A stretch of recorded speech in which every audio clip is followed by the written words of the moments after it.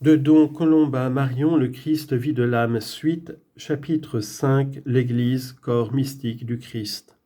Sommaire. Le mystère de l'Église, inséparable du mystère du Christ, ils ne font qu'un. Premièrement, l'Église, société fondée sur les apôtres, dépositaire de la doctrine et de l'autorité de Jésus, dispensatrice de ses sacrements, continuatrice de son œuvre de religion. On ne va au Christ que par l'Église. Deuxièmement, vérité que met en relief le caractère particulier de la visibilité de l'Église. Dieu veut nous conduire par les hommes. Importance de cette économie surnaturelle résultant de l'incarnation, elle glorifie Jésus et exerce notre foi. Nos devoirs envers l'Église. Troisièmement, l'Église corps mystique.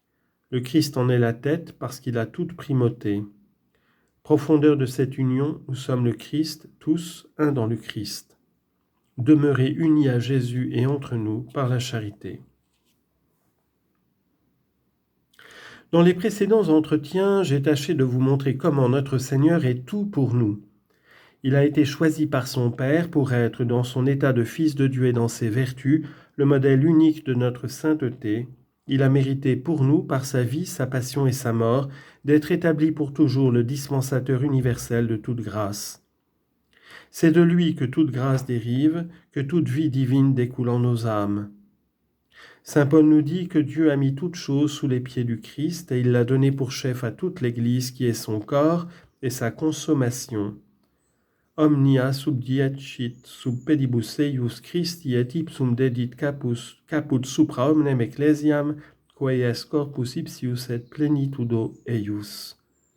Éphésiens chapitre 1, versets 22 et 23. Par ces mots où il parle de l'Église, l'apôtre achève de marquer l'économie du mystère du Christ. Nous ne comprendrons bien ce mystère que si nous suivons saint Paul dans son exposé. Le Christ, en effet, ne peut se concevoir sans l'Église.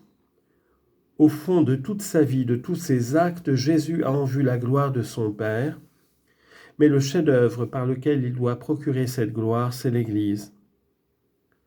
Le Christ vient sur la terre pour créer et constituer l'Église. C'est l'œuvre à laquelle aboutit toute son existence et qu'il affermit par sa passion et sa mort.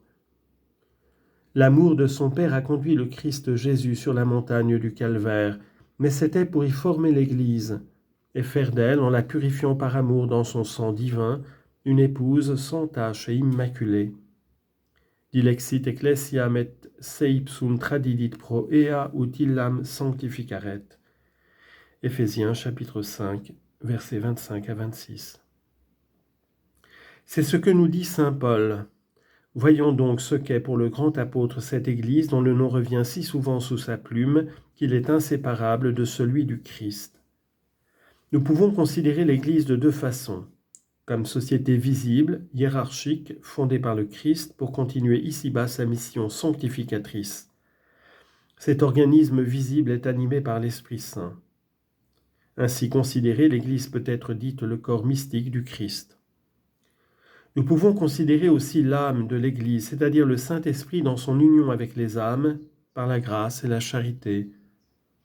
Il est vrai que l'union à l'âme de l'Église, c'est-à-dire l'union à l'Esprit Saint par la grâce sanctifiante, et l'amour est plus important que l'union au corps de l'Église, c'est-à-dire que l'incorporation dans l'organisme visible. Mais dans l'économie normale du christianisme, ce n'est que par l'incorporation à la société visible que les âmes entrent en participation des biens et des privilèges qui découlent de l'union à son âme. Premier entretien. Je vous ai rapporté plus haut le témoignage que Pierre rendit au nom des autres disciples à la divinité de Jésus. Vous êtes le Christ, le Fils du Dieu vivant. Pierre lui dit, Jésus, tu es bien heureux, car ce témoignage ne vient pas de ton intuition personnelle, mais c'est mon Père qui t'a révélé que j'étais son Fils. Et moi je te le dis, tu es Pierre, et sur cette pierre je bâtirai mon Église, et les portes de l'enfer ne prévaudront point contre elle. Et je te donnerai les clés du royaume des cieux. Matthieu 16, 16 à 19. Vous remarquerez que ce n'est encore qu'une promesse qui récompensait l'hommage rendu par l'apôtre à la divinité de son maître. Après la résurrection, confère Jean 21, 15 à 17. Jésus, se trouvant encore au milieu de ses disciples, dit à Pierre, « M'aimes-tu » Et l'apôtre de répondre, « Oui, Seigneur, je vous aime. » Et l'apôtre lui dit, « Paie mes agneaux. » Par 3 fois, le Christ répète la question et à chaque protestation de Pierre, il l'investit lui et ses successeurs, chefs visibles de tout son troupeau, agneaux et brebis. Cette investiture n'a lieu qu'après que Pierre eut effacé par un triple acte d'amour son triple reniement. Ainsi le Christ réclamait de son apôtre un témoignage de sa divinité avant de réaliser la promesse qu'il avait faite de fonder sur lui son Église. Il n'est pas nécessaire que je vous expose comment cette société, établie par le Christ sur Pierre et les apôtres pour maintenir la vie surnaturelle dans les âmes, s'est organisée, développée, répandue dans le monde. Ce que nous devons retenir, c'est qu'elle est ici-bas la continuatrice de la mission de Jésus par sa doctrine, par sa juridiction, par ses sacrements, par son culte. Par sa doctrine qu'elle garde intacte et intégrale dans une tradition vivante et ininterrompue, par sa juridiction en vertu de laquelle elle a autorité pour nous diriger, au nom du Christ, par les sacrements où elle nous met à même de puiser aux sources de la grâce que son divin fondateur a créées, par son culte qu'elle organise elle-même pour rendre toute gloire et tout honneur au Christ Jésus et à son Père. Comment l'Église continue-t-elle le Christ par sa doctrine et sa juridiction ? Quand le Christ est venu en ce monde, le seul moyen d'aller au Père était de se soumettre tout entier à son Fils Jésus. Hic est filius meus dilectus ipsum audite. Celui-ci est mon Fils bien-aimé, écoutez-le. Dès le début de la vie publique du Sauveur, le Père éternel présentait son Fils aux Juifs et il leur disait « Écoutez-le, parce qu'il est mon Fils unique. Je vous l'envoie pour vous révéler les secrets de ma vie divine et mes volontés. » Ipse enaravit ipsum audite. Lui nous l'a fait connaître, écoutez-le. Mais depuis son ascension, le Christ a laissé sur la terre son Église, et cette Église est comme la continuation de l'incarnation parmi nous. Elle nous parle, cette Église, c'est-à-dire le souverain pontife et les évêques avec les pasteurs qui leur sont soumis, elle nous parle avec toute l'infaillible autorité du Christ Jésus lui-même. Pendant qu'il était sur la terre, le Christ renfermait en lui l'infaillibilité. Ego sum veritas. Je suis la vérité. Je suis la lumière. Celui qui me suit ne marche pas dans les ténèbres, mais parvient à la lumière éternelle. Jean 16, 6 et 8, 12. Avant de nous quitter, il a confié ses pouvoirs à son Église. Sicut misit me pater et ego mito vos. Comme mon Père m'a envoyé, ainsi je vous envoie. Jean 20, 21. Qui vous écoute, m'écoute, qui vous méprise, me méprise, et méprise celui qui m'a envoyé. Qui vos audit, me audit, et qui vos spernit, me spernit, qui autem me spernit, spernit, eum qui misit me. Luc 10, 16. De même que je tiens ma doctrine de mon Père, ainsi la doctrine que vous distribuez, vous la tenez de moi. Qui reçoit cette doctrine reçoit ma doctrine qui est celle de mon Père, qui la méprise à quelque degré ou dans quelque mesure que ce soit, méprise ma doctrine, me méprise et méprise mon Père. Voyez donc cette Église possédant tout le pouvoir, toute l'autorité infaillible du Christ et comprenez que la soumission absolue de tout votre être, intelligence, volonté, énergie à cette Église est le seul moyen d'aller au Père. Le christianisme, dans sa vraie expression, n'existe que moyennant cette soumission absolue à la doctrine et aux lois de l'Église. Cette soumission à l'Église distingue proprement le catholique du protestant. Par exemple, celui-ci peut croire à la présence réelle de Jésus dans l'Eucharistie, mais s'il y croit, c'est qu'il a trouvé cette doctrine dans les Écritures et la tradition par ses propres efforts et ses lumières personnelles. Le catholique y croit parce que l'Église qui remplace le Christ le lui enseigne. Tous deux tiennent la même vérité, mais la manière de la tenir est différente. Le protestant ne se soumet à aucune autorité, il ne relève que de lui-même. Le catholique reçoit le Christ avec tout ce qu'il a enseigné et fondé. Le christianisme est pratiquement la soumission au Christ dans la personne du souverain pontife et des pasteurs qui lui sont unis, soumission de l'intelligence à leurs enseignements, de la volonté à leurs commandements. Cette voie est sûre, car notre Seigneur est avec ses apôtres jusqu'à la consommation des siècles, et il a prié pour Pierre et ses successeurs afin que leur foi ne défaille point. Luc 22, 32. Organe du Christ dans sa doctrine, l'Église est aussi la continuation vivante de sa médiation. Il est vrai, comme je vous l'ai dit, que le Christ après sa mort ne peut plus mériter, mais il est toujours vivant, interpellant sans cesse son Père pour nous. Je vous ai dit aussi que c'est surtout en instituant les sacrements qu'il a voulu établir le moyen de nous appliquer, après son ascension, ses mérites et de nous donner sa grâce. Mais où trouver les sacrements ? Dans l'Église. C'est à l'Église que notre Seigneur les a remis. Allez, dit-il, au moment de remonter au ciel à ses apôtres et à leurs successeurs, enseignez toutes les nations, baptisez-les au nom du Père et du Fils et du Saint-Esprit. Matthieu 28, 19. Il leur communique le pouvoir de remettre ou de retenir les péchés. Les péchés seront remis à ceux à qui vous les remettrez. Ils seront retenus à ceux à qui vous les retiendrez. Jean 20, 23 et Luc 12, 19. Il leur donne mission de renouveler en son nom et en mémoire de lui le sacrifice de son corps et de son sang. Vous désirez entrer dans la famille de Dieu, être admis parmi ses enfants, être incorporé en Christ ?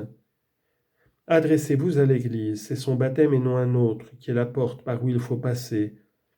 De même, pour obtenir le pardon de nos fautes, c'est à l'Église que nous devons nous adresser.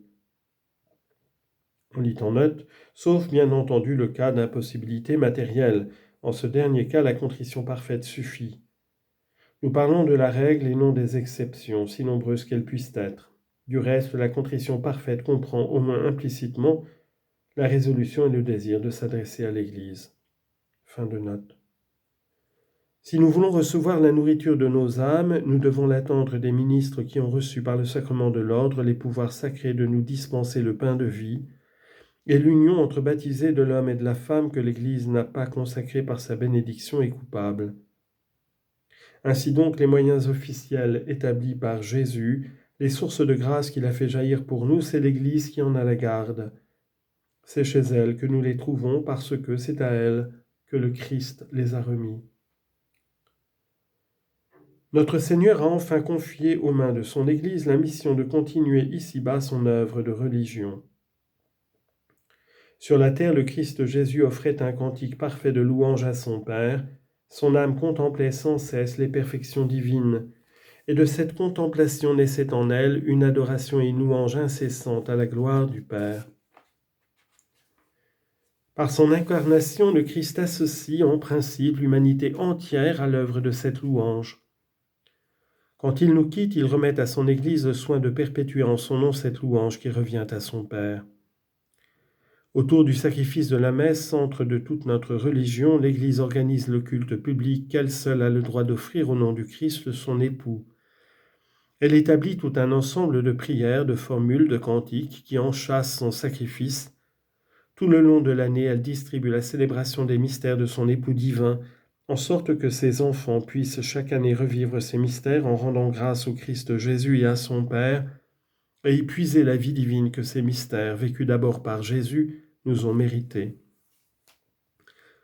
Tout son culte se ramène au Christ. C'est en s'appuyant sur les satisfactions infinies de Jésus, sur sa qualité de médiateur universel et toujours vivant, que l'Église termine toutes ses supplications. Per Dominum nostrum Iesum Christum qui tecum vivit et regnat. Par notre Seigneur Jésus-Christ qui vit et règne avec toi. Et de même, c'est en passant par le Christ que toute l'adoration et la louange de l'Église remontent au Père éternel et sont agréées dans le sanctuaire de la Trinité. Per ipsum et cum ipso et in ipso esti video Patri omnipotenti, in unitate Spiritus Sancti omnis honor et gloria.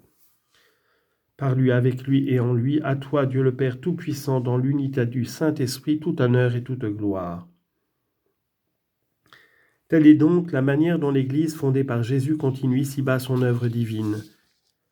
L'Église est la dépositaire authentique de la doctrine et de la loi du Christ, la dispensatrice de ses grâces parmi les hommes. Enfin, l'épouse qui au nom du Christ offre à Dieu pour tous ses enfants la louange parfaite.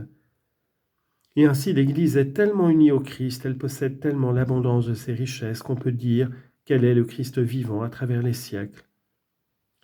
Le Christ est venu sur la terre non seulement pour ceux qui à son époque habitaient la Palestine, mais pour tous les hommes de tous les temps.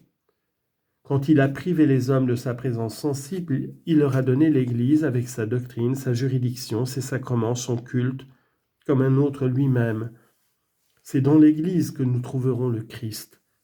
Personne ne va au Père et aller au Père, c'est toute l'affaire du salut et de la sainteté, que par le Christ.